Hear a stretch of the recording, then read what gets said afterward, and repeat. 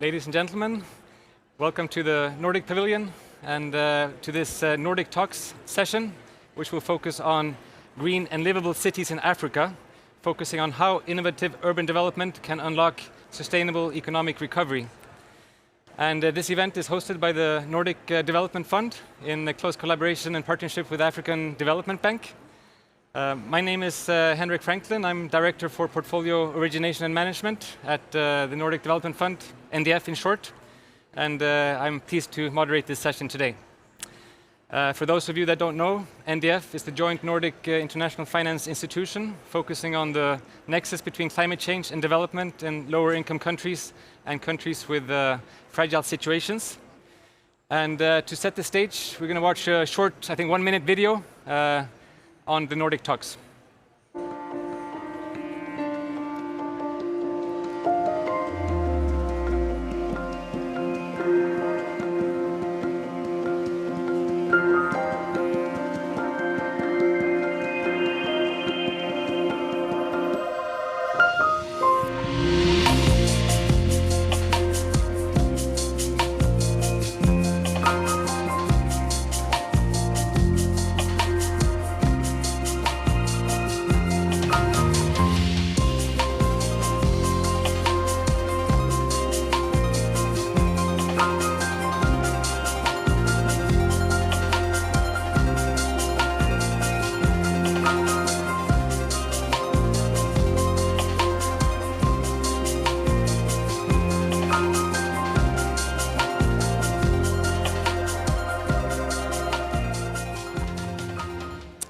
So, let's begin talking.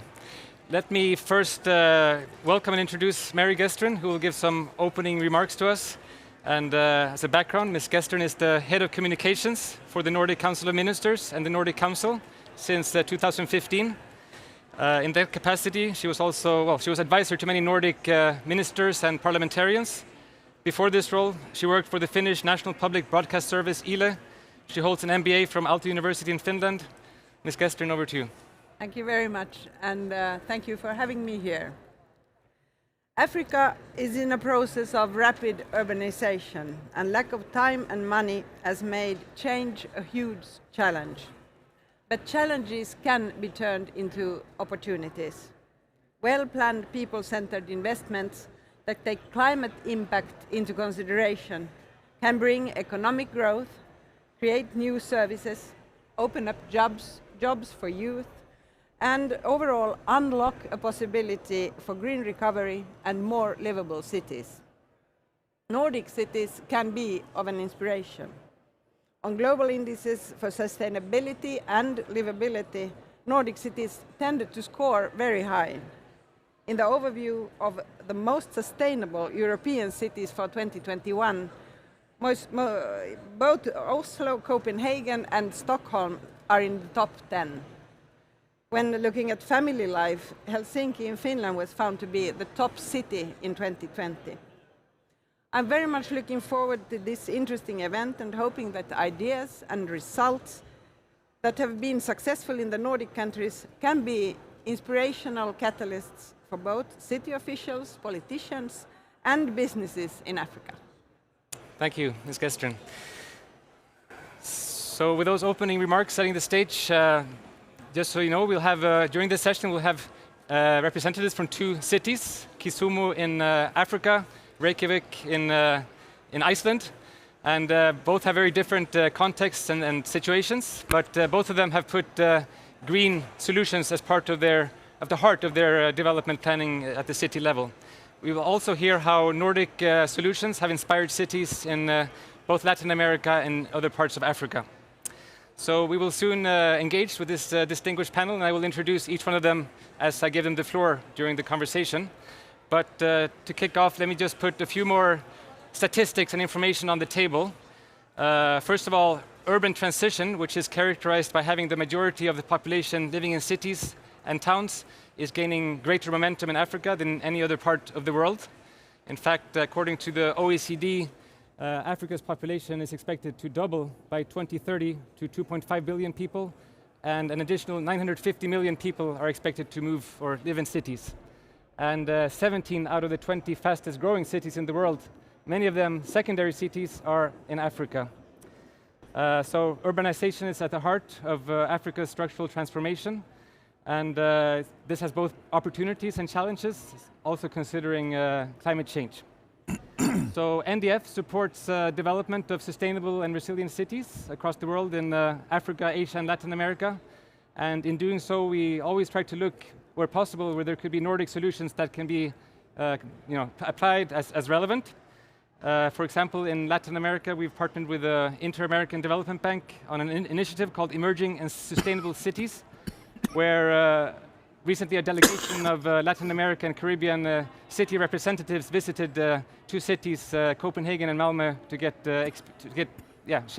share experiences and learn from that.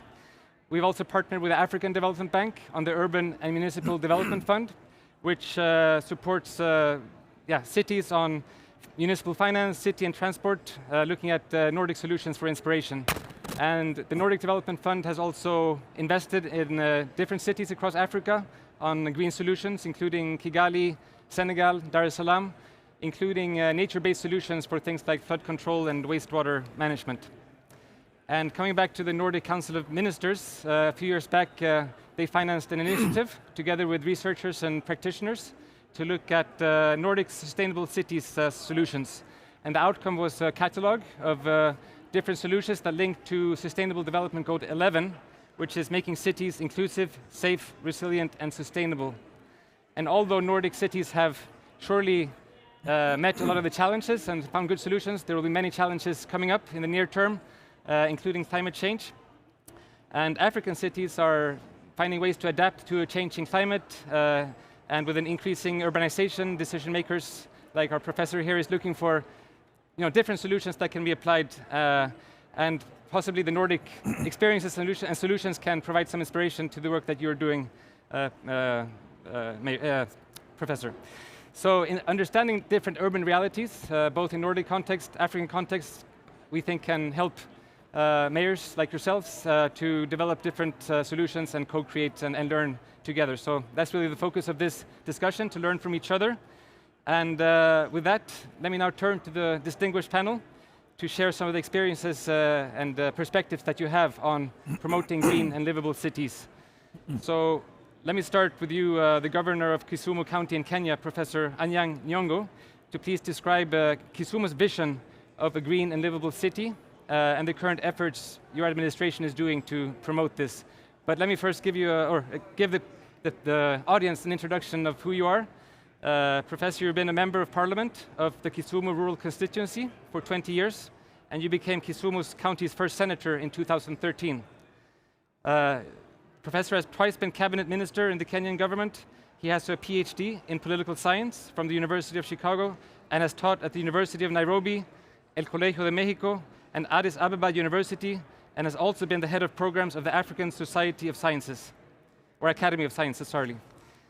And he has published several books and articles on political economy and economic development in Africa. So quite a trajectory. So Honorable Professor, over to you. Thank you so much. First, I want to thank you for inviting us here today to discuss this very important topic. And let me begin by the comment that were made earlier that challenges can create opportunities. As you know, we've just gone through, or we are still going through, the COVID-19 crisis.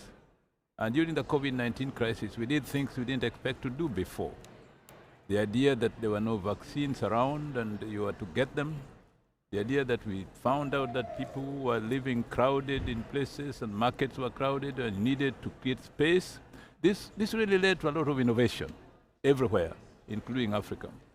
Now, when it comes to the issue of urbanization, as you have said, more and more people are moving to urban centers and towns, and it is estimated that by 2050, over 50% of Africans will be living in urban areas.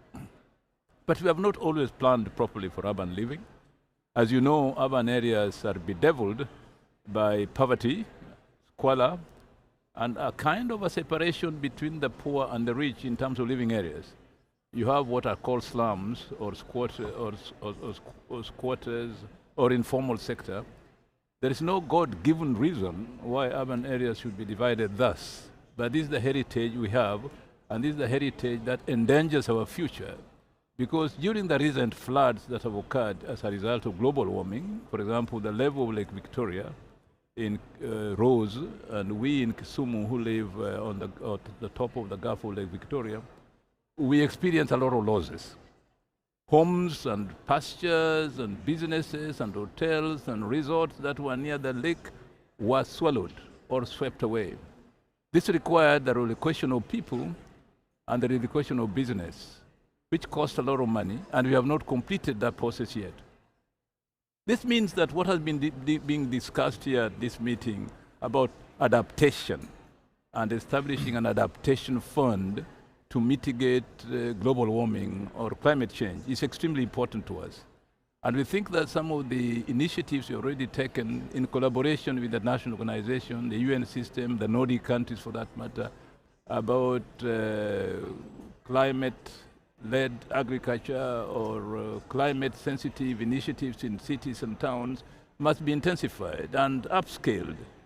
We think that this can be done through more intense discussions and exchange of ideas. For that matter, next year, in the month of May, from May 17th and 21st, we shall be holding the 9th edition of AfriCities in Kisumu. AfriCities is the getting together of local government and cities of Africa, UCLGA, every 3 years to discuss important issues pertaining to local governments and cities.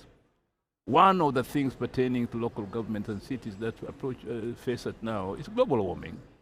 And therefore, the theme for AfriCities next year in Kisumu as an intermediary city is how intermediary cities, which will be metropolises of the future, can deal with issues of global warming or climate change by better planning of urban living, by ensuring that urban living is sustainable, not only in terms of people's survival, but in the terms of survival of nature itself.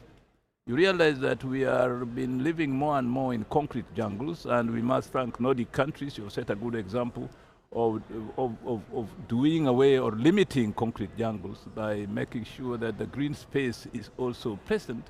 Now, we are now planning actually in Kisumu. We have been working very closely with the Habitat. And we have already done geophysical planning for our city. And we now know by planning that we can determine who lives where and how, and what kind of infrastructure we need in terms of sewage, water provision, transport, and so on, so that Kisumu of the future in 2050, when it is a metropolis perhaps of 2 million people, now it is 800,000 people, will be sustainable. That means that there must also be resources for doing this. And in that area, it is for us first and foremost, as a city and as a nation, to budget properly for urban growth and urban development, and do certain things today which are harming the environment. For example, one of the things we've been discussing here, and with which we are working closely with the Habitat, is relying more and more on electrical energy rather than fossil-based energy, which are dangerous to global warming. And that will also cost money because the motorbike, for example, is a major means of transport in urban areas in Kenya. Yet the motorbike is one of the biggest polluters. One motorbike, 250cc, can give carbon emission worth 1 10-ton lorry. And we have so many of them because they are accessible to the people, they are cheap and so on. But in the end, they are not that cheap. If we continue relying on gasoline as a major means of propelling the motorbikes, changing that to electrical power costs money and also needs technology. So we must train ourselves and invest in that process. And those are some of the things why we need this kind of adaptation fund, which realize what the third world can do and urban centers can do in the third world as we change from carbon emission to clear energy that can make us sustainable in the future. Thank you. Excellent. Thank you, Professor, for sharing those very inspiring words, and congratulations for being selected to host the event next year. I'm sure it wasn't a chance. It was really based on your strong work and track record. So we wish you luck with that, and we look forward to hearing from that. And one thing I hear from you is the importance of having this long-term vision. You mentioned 2050, but also having very concrete, actionable things on the ground in terms of green spaces, having more sustainable transport solutions, for example. So yeah, we'll come back towards the end of the panel. I'm going to ask all the panelists to give one concrete sort of takeaway, but we'll come back to that or action for the future. But now over to you, Mr. Eggertsson, Dagur Eggertsson, who's the mayor of the city of Reykjavik in Iceland, which you've been since 2014, and you also had that same position before, from 2007 to 2008. So thanks for joining us. Mr. Eggertsson is both a physician, from what I understand, and a human rights and international lawyer from the University of Lund in Sweden. You've worked more than 20 years in the number of executive positions in the Reykjavik government, also as head of city planning. So yeah, similar to the professor, Mr. Eggertsson, if you can please share your city's vision and what you've been doing, and yeah, how you've been promoting green and livable cities. Thank you. Well, first, I'm honored to be in this panel with no special knowledge of the topic, really, but maybe some insights from Reykjavik. It's easily forgotten that only 100 years ago, Reykjavik was probably the poorest city, and Iceland the poorest country in Europe. And when we think about what happened, because now we have quite good wealth per capita, we are very few, I have to admit, we only 350,000, but per capita we are scoring quite good. And one of the strong reasons for that, in my opinion, is very fast urbanization. Iceland urbanized faster than any other country in Europe that I know of. And I think this is something urbanization is often talked about as a negative thing. It's not. Cities are places where people kind of share things with each other, do business, and do a lot of great things that they didn't know existed. So urbanization is one. We burnt coal and wood and whatever. The first part of that history, although we were sitting on geothermal energy. Reykjavik in Icelandic, Reik means steam or smoke, because we had warm water under our feet. But we didn't really have the means or capita to use it. We used it small scale to wash our clothes. Mostly the women did that, actually. But slowly but surely we hooked every house and every business up to central heating, warm water, which also can be used for cooling if you use the technique. And it was in the oil crisis of the 70s when kind of the leap of faith was, that step was taken. It was very capital intensive, but then every household in Reykjavik was hooked up to central heating. And it's still the lowest electricity bills probably in any city in the world. And I want to stress this, not because geothermal is existing in all parts of Africa, but in Kenya and in Eastern Africa, it certainly is, to a large extent. What we needed was external funds, capital, good loans, very patient loans for infrastructure that is essentially local. And it was a locally city-owned company that did the things and still holds on to the infrastructure and still keeps the electricity and heating bills low.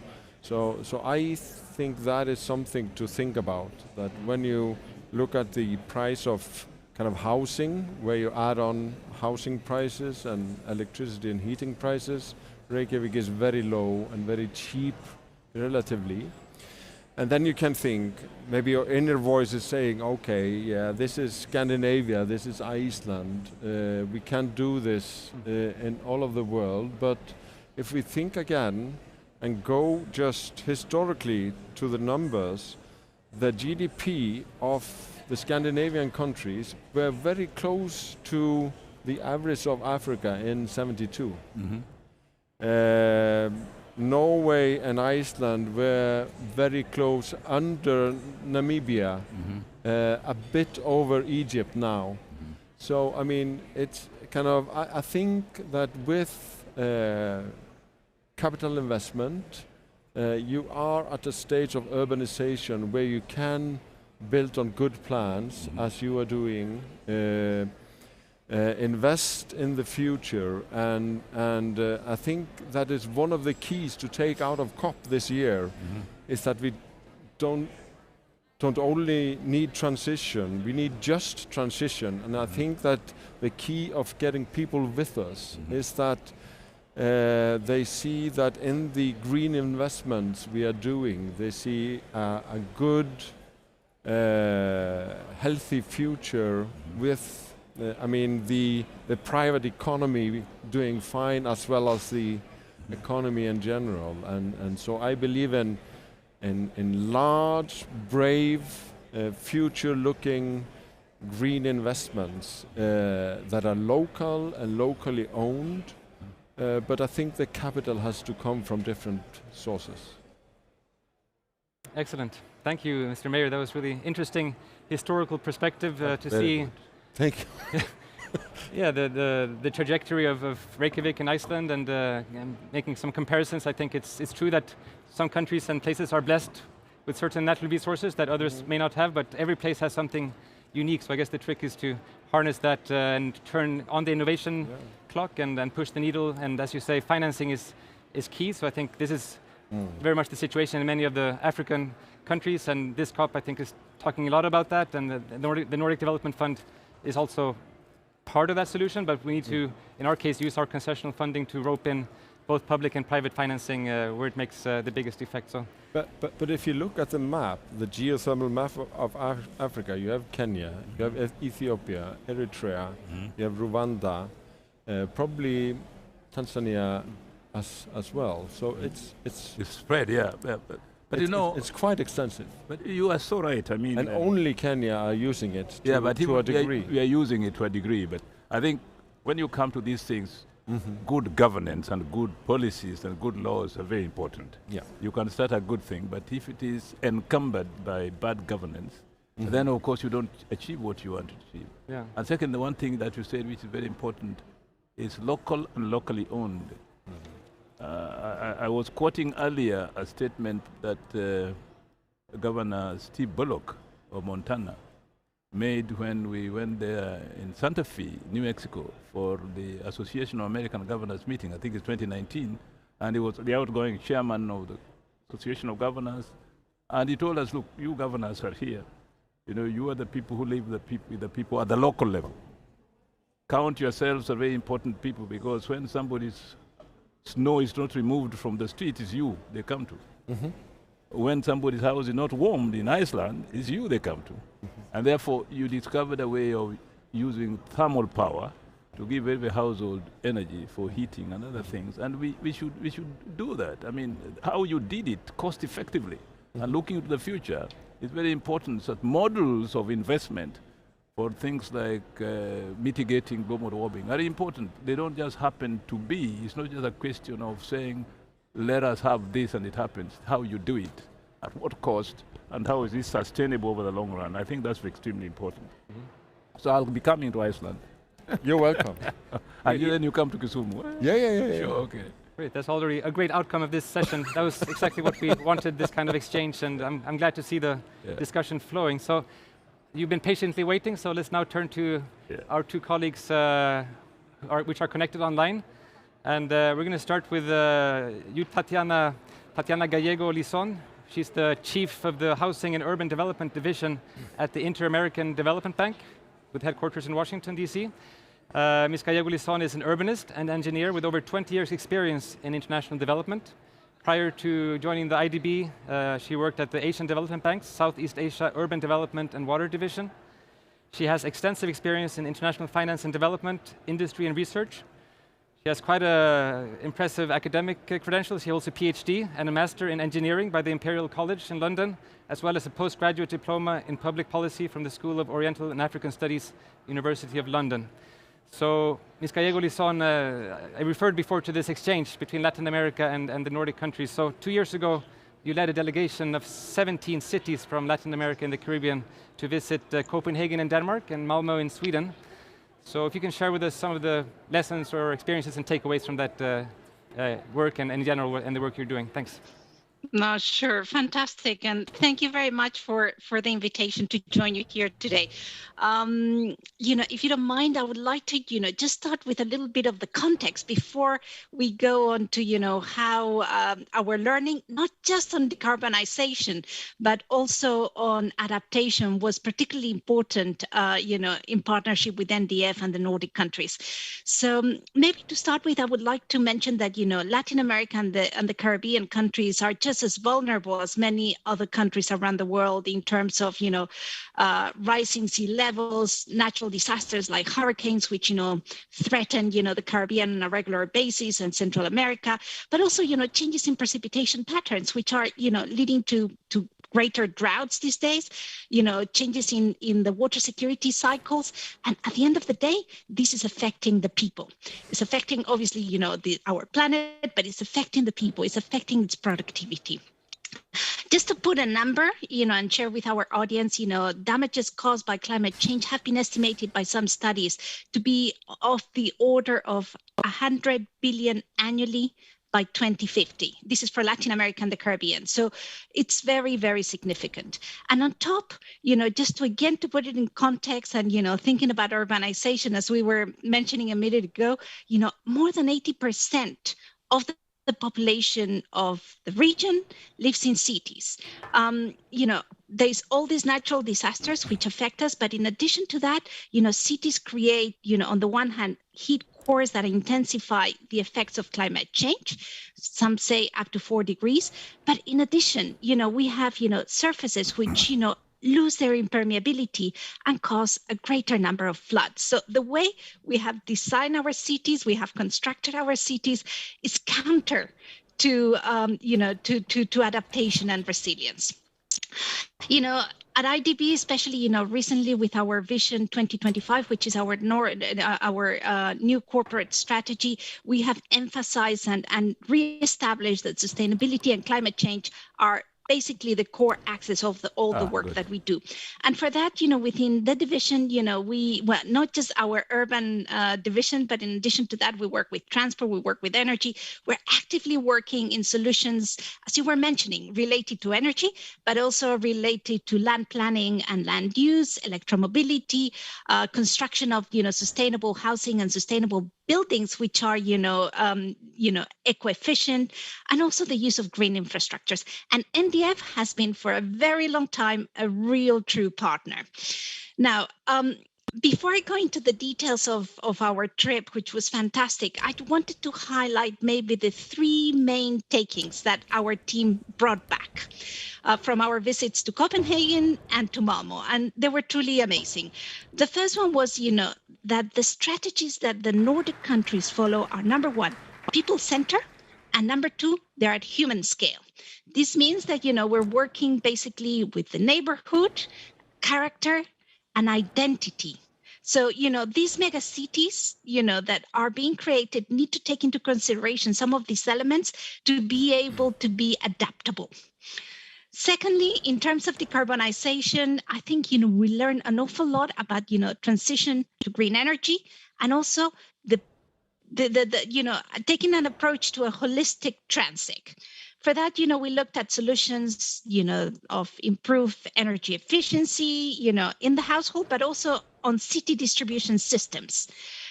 We loved, at that time, learning about decentralized energy generation systems with renewables, but also, with how the households could do so at very localized level. And we were talking about local a second ago, so I think it's really relevant. In addition, we looked at city services, circularity, waste, how, the household by itself can be a clean energy generator, and how it can reduce also the amount of resources that are being used. And we also look at electrification in public transit. And how it had been done progressively, how, for instance, Copenhagen was very different in the 60s. And I think, for many of our mayors, this was a reality check, and the fact that it can be done no matter what. And then also in the areas of decarbonization, the topic of city planning was very, very important. Active mobility, the importance of non-motorized solutions like the bicycle. I mean, we love to hear that 60 to 70% of the city actually moves daily for a variety of needs through, own non-motorized solutions. And in addition to that, the value of public space in what it's a people-centered city. And last but not least, I wanted to say that in adaptation and resiliency, nature-based solutions are, one of the key takings that, our mayors brought from, their visit. Coastal protection, positive water cycles, but also, how all those elements of greenery affect positively health and well-being. And just for our audience, I'm not sure how I'm doing with time, but just for our audience, I wanted to mention that NDF was a critical partner, helping us design these 3-day workshop that basically took mayors and city officials from cities in Latin America, but and they have taken it back to their own countries and experimented with it. For instance, on non-motorized transport, the city of Mendoza is now implementing a metropolitan bicycle lane system that will encourage the people in the city to be able to move independently through a non-motorized solution. And like that, we have many other cases which are slowly, taking an opportunity to be implemented. I think, it's very important to have these spaces to network. We have a cities network. In fact, they were the true organizers, with NDF of these exchange. And it's important to have these platforms for learning and for be able to exchange, meet, collaborate, and basically bring opportunities from elsewhere. Before closing, however, I didn't want to take, I wanted to, take an extra opportunity to also mention, the great collaboration that NDF did, working with us on, on planning through our Emerging and Sustainable Cities Initiative, which was, a holistic way of, not only building capacity among, planners in our region, building participatory planning, practice, with communities and neighborhoods throughout the country. And in addition to that, generating, some specific projects that allowed us to move forward.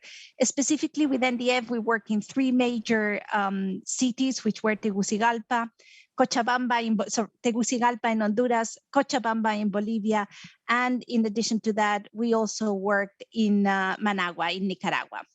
And last but not least, talking about, active, use of nature-based solutions and active mobility.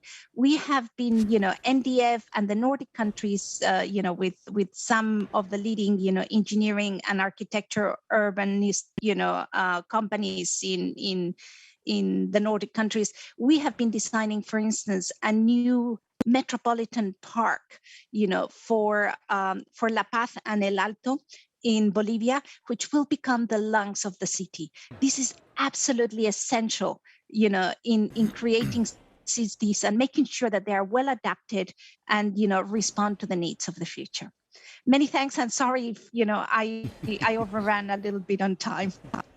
No, it's good. Thanks a lot for sharing, Ms. Gallego Lison. That was really enriching, and it's really nice to see this variety of instruments and tools that can promote this kind of dialogue. And I'm sure a lot of the mayors and people that you visited in the Nordic countries are curious to go and see how it's turning out in Mendoza and Tegucigalpa and these other places. And surely there have been some improvements along the way as well, because we always innovate as we go along. So I think, yeah, the things you mentioned, participatory, decarbonizing, nature-based solutions, I think are all key. Thanks for sharing. So now over to you, important, not the least, but very importantly, Astrid Haas from the African Development Bank. Thanks for joining. You are an urban economist, currently working, as I mentioned, for the African Development Bank's Urban and Municipal Development Fund as a long-term consultant. She has wide experience in the area of municipal and infrastructure finance, spanning work across both government and non-governmental organizations across multiple countries, both in Africa and in Asia. She is also a research affiliate at the University of Bergen's Global Research Program on Inequality. In 2020, she received Johns Hopkins University's Outstanding Recent Graduate Award for her work on urbanization.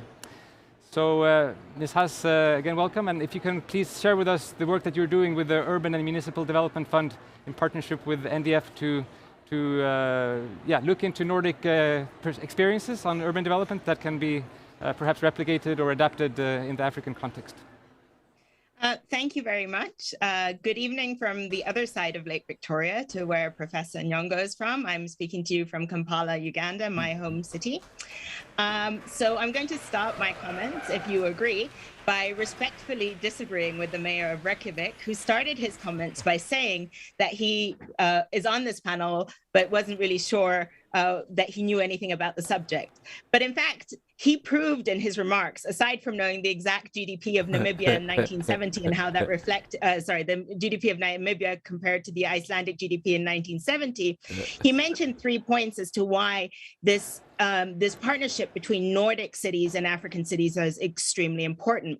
The first point he made was that Iceland urbanized faster than any other city in Europe. I didn't know this, but this is really critical because Africa is currently the fastest urbanizing continent in the world. And so I think that already shows where the connections are. He secondly mentioned that, their innovation, they were sitting on these hot springs all along, but their innovation came out of the oil crisis. And Professor Nyongo in his opening remarks said, when is a better time to find opportunity but in crisis? And that's what we find ourselves in now. Professor Nyongo mentioned the COVID-19 crisis. I would like to add that this COP26 is also looking at the climate crisis. The third point that the mayor of Reykjavik made, and which is where I think my starting point is this is an incredible opportunity. Urbanization is often framed as a challenge, but actually it's an opportunity. There's not a single country in the world that is developed today that has done so without urbanizing. So how do we unlock that opportunity in Africa? And I think we have a lot to learn from Nordic countries.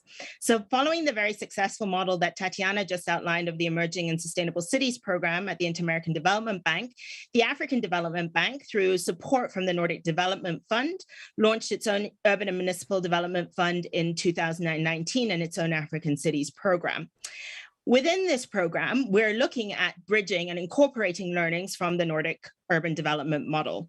And we're doing this within the sort of 3 prongs that outline the strategic thrust of our program. So the first one is improving urban diagnostics and planning. We heard Professor Nyongo mention that planning our cities, the cities that exist today, often settlement has happened before planning, which has made it very expensive, but we have now to look at how we plan before settlement. And so to take one example that was mentioned in the outset, which is transportation, for the majority of the cities across the continent, transportation is central to urban planning. And I read this interesting statistic today, I think that came from C40 Cities, that says public transportation must double by 2030 so that we can meet our 1.5 degree emission targets. Yet cities like my own Kampala, which has about 1.5 million people in resident and then about 2 million commuters every day, doesn't have a public transportation system. So you can imagine how much traffic we sit in on a daily basis and a growing amount every day. And so what is happening is without public transportation, there's a proliferation in the rise of low capacity and carbon inefficient vehicles, namely cars. So for cities like Kampala, the major challenge is how do we retrofit this infrastructure given people have already settled? But I think the major opportunity, Professor Nyongo mentioned it, most of cities are yet still to come. It's estimated that 2/3 of African cities are yet to be built. So we can do it right from the outset if we do it well. And this is where I think we have a lot of learning from the Nordic model. Tatiana mentioned electrification of vehicles. In Uganda, we've built the first electric buses. So, we're starting to leapfrog models. However, I think the most important learning I take as a pedestrian who has already once upon a time in my life fallen in an uncovered manhole in Kampala is that we need to actually center our thinking around transportation, around mobility, and around non-motorized transportation options. And I think that's what Nordic cities have done very well. The second area of the Urban and Municipal Development Fund is around upstream identification and preparation of climate smart infrastructure projects. And there's many ways that we're approaching this, but I think one of the most exciting that we have to date is a partnership with C40 Cities that has launched a Chief Financial Officers Network for CFOs across the continent. And one of the reasons we did this is that there is survey data from 292 cities across the world that showed if we really want to invest and we really want to make sure that climate smart infrastructure happens, we need to bridge the gap between the people who have the finance and the people who have the ideas, which is not usually the same people in a city structure. And so we're really trying to do this within the UMDF and through partnership with C40 Cities to be able to really help cities create climate smart bankable projects by bringing all the key stakeholders, including the chief financial officers on board. And through this partnership with C40 Cities, it has offshoot benefits because a lot of Nordic cities are also C40 Cities. And we have, for example, launched discussions with the city of Olusolo on how you can do, for example, climate budgeting and how we can learn from them as well. The third and final area of the UMDF's focus is around, and this is my favorite topic, municipal finance and municipal fiscal health. And I'm not going to start on this because this is the topic I could talk about quite a lot, but I think here I just want to bring out one learning that we're currently taking, which is, aside from supporting cities themselves, we want to be able to bring up the capacity of subnational institutions that we can support. And here there's an incredibly great model of the Common Invest in Sweden, which is one that we're looking at, that acts as an intermediary between a lot of small cities and helps, therefore, address the high costs that cities have by borrowing on capital markets, as well as helping pool infrastructure projects. So just to finalize, as you can see, very enthusiastic about the learnings that can happen, but I think the main aspect of the Nordic urbanization model that the countries like my own in Africa and cities like my own, like Kampala, really need to learn from is what Tatiana mentioned they took away from their trip. And I should add that we hope post COVID that we're able to do a similar trip with African mayors. And that is that the city is only as good as the people who live in it. And so putting livability at the front and center of cities and making sure that there's sustainability in the environment the cities encompass is, I think, the main message that we want to take from the Nordic development model and learn from for our African cities. Very good. Great, thank you, Ms. Haas. Again, great to hear the dialogue and the sharing of experiences in different ways. And I like the way you mentioned the leapfrogging, that we can skip some of the hurdles and problems that in other places that we faced and try to make even better solutions as we get. And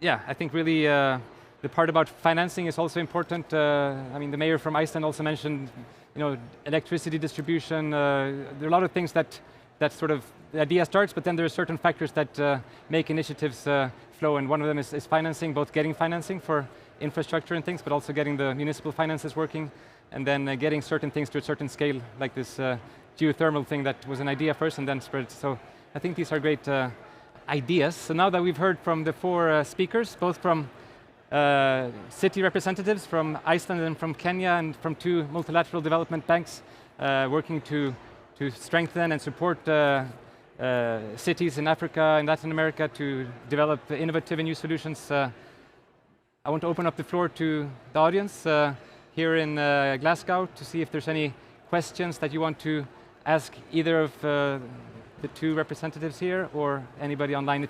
And if you can ask the question, try to be as brief as possible and maybe direct the question to one of the panelists. So, yes.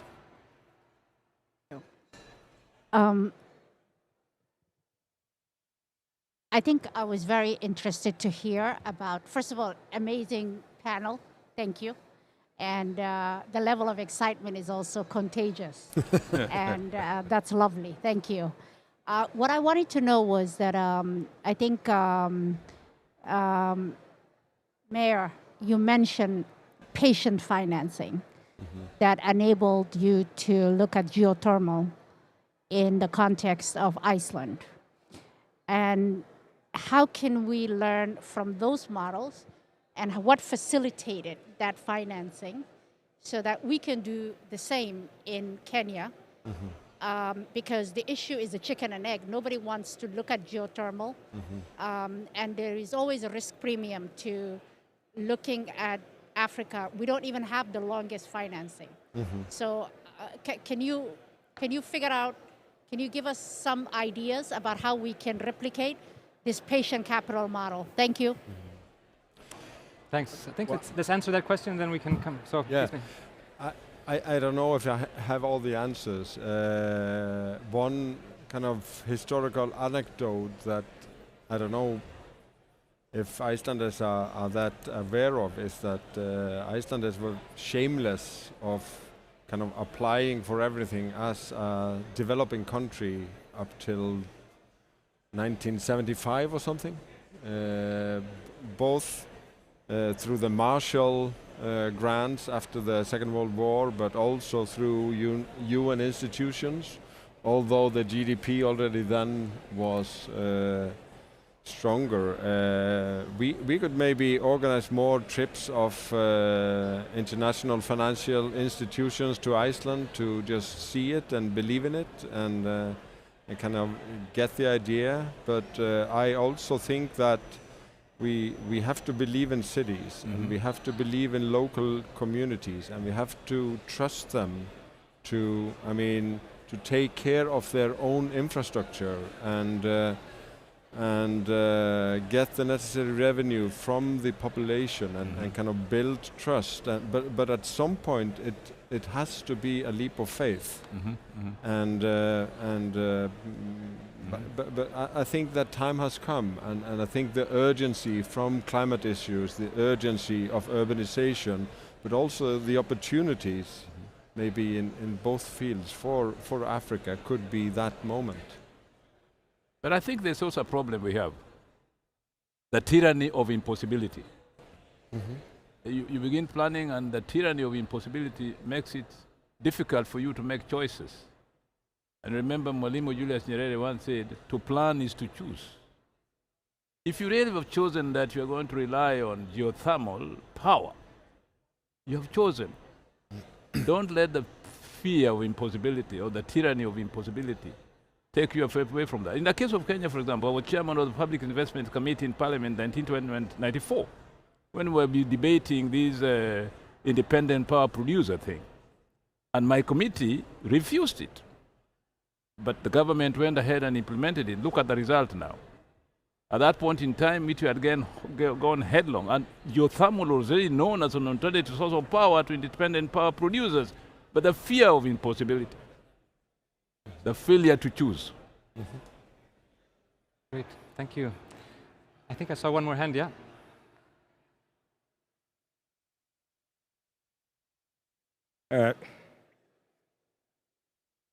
My name is Isifu Suleiman. I should go on. Yes, I'm a Ghanaian, and I'm coming from northern Ghana. I'm actually a rural person. I'm a farmer. But I have to tell you that this is very important, and I would have wished that some of our city mayors were here to listen. Now, why am I saying so? I chose to be in the rural area because I never like to live in Accra and our major cities.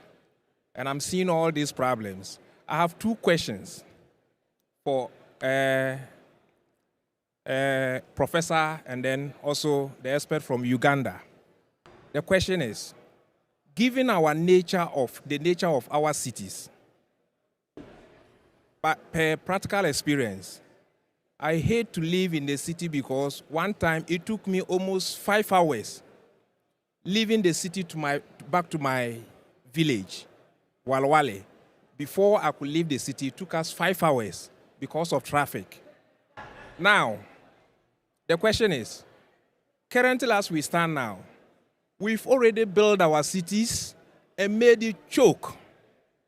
Here is the case. I came here and saw a typical city plan. And I would have wished if I was, what's the name? Somebody from here, I would have lived in the city. I wouldn't live in the rural area because of the nature of the planning. With this frustration, and we are talking, how can we change? Is it possible? I am thinking that probably it's too late. If it is not too late, how can we do it? Number two, we are looking at the behavior of ourselves. Where I come from, if I put my structure here, you come here and said, you come and tell me that, oh, we are planning the city A, B, C, D, I think we won't take it easy.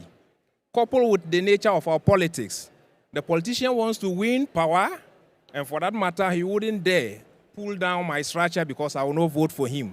So combined with all these factors, Professor and you, I am happy you are here. Can you tell me that it's possible? And if it's possible, how can it be done? Otherwise, as I stand now, I think it is not possible. We are just doing talking, and it is never going to work unless you are able to convince me from your point of view that it's possible. And then one day I can live in the city. Otherwise, I will remain in my rural area throughout my life. Yes. Great. Thank you. Thank you for that perspective, Professor. That is what is called a refusenik. Look, that's what I said. If you fear that you cannot change, you will stay where you are. But let me ask you a question. Supposing if we leave the cities that they were, I live in a place called Runda, and next to us is a slum called Gidogoro, and we have not done anything about it. Supposing a fire breaks down in the Gidogoro, and that fire covers the whole of Runda, then we shall realize that it was important to have done something about Gidogoro when we are suffering the consequences. Now, we have been postponing solving these problems. A day will come when we have to solve them at a much higher price than today. I'll give you an example. There is a long highway in Nairobi called Waiyaki Way, which turns into Embakasi Road or Airport Road. Now, up to recently, it could take you 3 hours get to the airport from downtown Nairobi. I once missed my flight, having been on the road for 3 hours. At the moment, the government is building what you call a skyscraper road, a road that overflies the whole Uhuru Waiyaki Way and Uhuru Highway and Airport Road up to the airport, which means it will take you about 10 or 15 minutes to get there. But we have paid for it. Supposing we have planned for it 30 years ago, when the Greater Metropolitan Nairobi plan was done, we would be paying less today. But because of the fear of impossibility, the reluctance to make choices, that's why we say the city is unlivable. But the city is not by nature unlivable. The negligence of planning, respecting green space, making sure that we don't live with slum as if a slum is an inevitable part of a city, that poverty must be there to be studied, we are where we are. But we must now make choices and change it. Thank you, Ms. Haas. If you can answer a bit briefly, and then just make sure we have some time at the end to get back to all of the four of you for some takeaways. But Ms. Haas, yeah. So yes, it can be done. If it's going to be done right, it needs to be done now. I can only echo the planning in advance of settlement. I think there's actually data from Latin America that shows that retrofitting it, like we're doing now with the Kampalas of this world, can be up to 30% more expensive, a third more expensive, but not even talking about the political and social costs of moving people, as you mentioned, in moving a house. However, what we often focus these conversations on the Accras and the Kampalas and the Nairobis of this world, but actually the cities that are growing the fastest are the ones that are not even existing as cities yet. So we can plan those, and we are. So in Uganda, we just named 10 new cities, and actually they're doing work where they're just delineating where the roads are going to be. And they say, okay, build your house here. One day there's going to be a road here, kind of what the professor was just saying. If they'd planned for, and I know Waiyaki Way very well, if they planned for that before, it would have cost them less. That's what they're doing now, and we can do it. And the final point I want to make is that it doesn't mean that everyone has to live in cities, right? People should have a choice. And if you want to live in your rural area, you can live in your rural area. But well-planned, well-managed urbanization will benefit you, the people in the city, you in the rural area, your country, region, and the world ultimately. Great, thank you. So thanks for all these great comments and questions and remarks. I'm just going to say maybe 1 minute of some takeaways from my end, and then I'll get back to each one of you to say one actionable sort of statement that you're going to move forward in the next year or so in terms of green and livable cities. But I've taken a lot of interesting notes. I think trust was mentioned. I think that's really important to build up the trust, and also especially if you want to get revenues to sustain a lot of these services, you need to build that trust. Participation, building partnership across both with citizens but civil society, taking opportunities out of crises and really using that to catalyze innovation and harnessing change. And I think planning was something that really came out to avoid future costs and losses. Sometimes it's easier said than done, but I think having a vision and good leaders like yourselves coupled with opportunities to engage, and we learn by looking at others and sharing experiences. So I think that's been really nice to have both IDB and AFDB participating today as well. So we have a few minutes. As promised, I was going to go back to each one of you, and if you can just say more or less like almost like a hashtag, but maybe a little bit longer, like a phrase of something that you've taken away from this and something that you will bring back to your work now that you will promote green and livable cities. So. You haven't spoken for a while, Ms. Gallego Lison, so what's your statement? Yeah. Okay, from my side, maybe also, building on the comments from earlier on, I would say obviously that, as my colleagues were saying, don't be afraid, but don't be afraid either to retrofit and to change. Cities are living. Cities belong to their citizens. So you also have to plan to retrofit. That's one of the things that we're bringing from Latin America, where the population is already consolidated, but it's also something that we learn in the Nordic countries, how the cities actually moved and changed and adapted with their people. So in the same way that it's wonderful to plan ahead, also don't be afraid to retrofit. Thank you. Ms. Haas?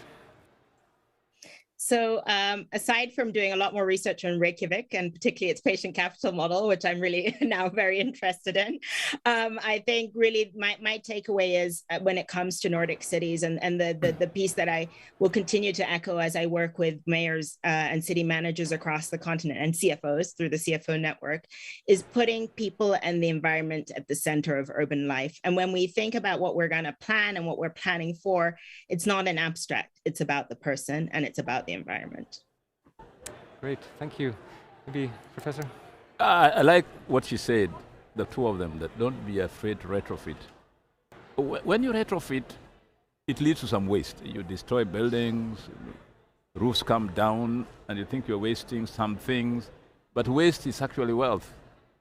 You can turn that waste into new wealth. I've seen people from the informal sector going to sites where houses are being brought down, and they will take everything with them, including the stones. They're not taking them because they're doing you a good turn, they're taking them because they're turning that into wealth. So if you retrofit with the idea of turning what you think is waste is wealth, you are actually being pounds wise and penny foolish, like the British say, penny wise and pounds foolish. You are doing it the other way around. You're being pounds wise and penny foolish. Thank you. Mr. Mayor? Yeah, well, as you mentioned, I felt a bit awkward to comment on something I didn't know very much about, but maybe one of the takeaways is that we remember how kind of our own history and how short the history from kind of poverty and even absolute poverty to wealth is, and that's history not for a part of the world but all of the world, and that we remember that we can change things, that cities are man-made, both the problems but also the solutions, and we have solutions all over the world. I mean, we are implementing a bus rapid transit system in Reykjavik. It's an idea born in Bogota and pioneered in Africa all over. And it's so interesting that you have found 10 new cities to implement public transport in Uganda alone. But one thing that I failed to mention that is as a part of maybe the story of Iceland, kind of in the 20th century, and a very important part is to remember kind of all of the assets, all of the people. I'm talking about equality. I'm talking about women, both giving women power and remembering kind of that half of humankind as a part of the kind of knowledge and workforce and economy. That is a very large part of Iceland's economic history too, that we're all at it. It's the highest working attendance of both genders in the world.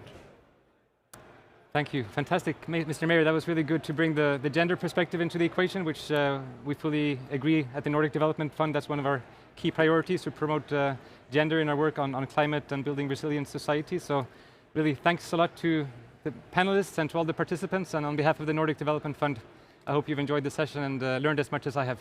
Thank you. Thank you.